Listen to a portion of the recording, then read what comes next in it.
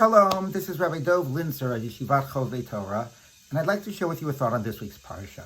This week's Parsha is Parshat Lekh-Lekha, the beginning of the Jewish story, where God tells Avraham to go to the land where God will show him, and Avraham goes on his way to the land of Canaan, which will eventually be the land of Israel.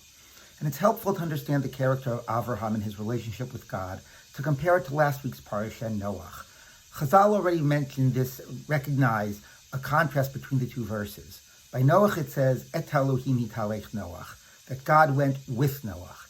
And by Avraham it says, Hitalech lefanai veheyeh tamim, go in front of me, you Avraham, go ahead and be perfect. What's the difference? Chazal tell us that Noach was not fully righteous and needed God directly with him to support him, whereas Avraham was fully righteous and he could even go ahead of God. God did not need to be right there supporting Avraham. I believe that the difference actually goes deeper than that. Noach is a character of somebody who is totally obedient to God. God tells him what to do, and he does it. Jump, Noach says, how high? If you look at the beginning of Parshat Noach, God says, do this, build an ark, gives him detail by detail. Here's what it has to look like, shneim, shlishim, second story, third story, this length, that length.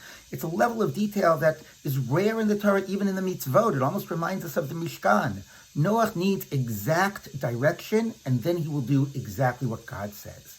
I think that this is also why when Noach, after the flood, gets drunk.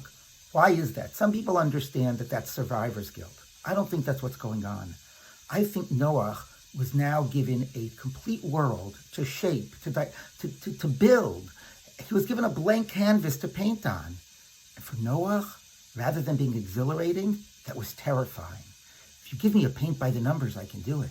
If you tell me exactly what you want me to do, I can do it. Give me a blank canvas? I don't even know how to get started. I don't have any vision. I don't have any sense of where I'm headed.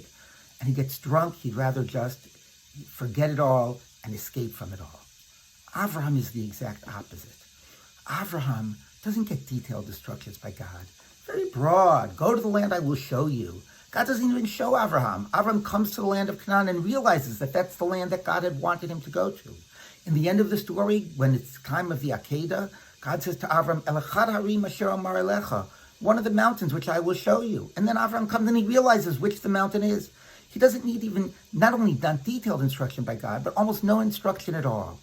Avraham is filled with the Spirit of God, almost sees the world through God's eyes, anticipates what it is that God will want from him. He already starts going to the land of Canaan at the end of last week's Parsha. And God just has to tell him, keep going in that direction.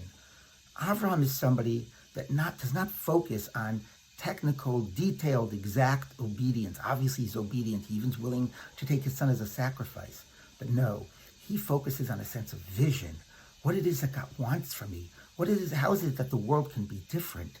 If I shape the world in the image of God, if I shape the world with a sense of what God wants the world to be, if I go asher ar-eka, if I'm able to see and have that vision of what that land will look like.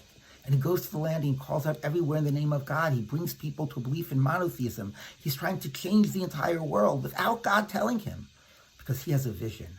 God, by Noach, has to be right by his side, has to tell him exactly what to do. Avraham is already going ahead of God.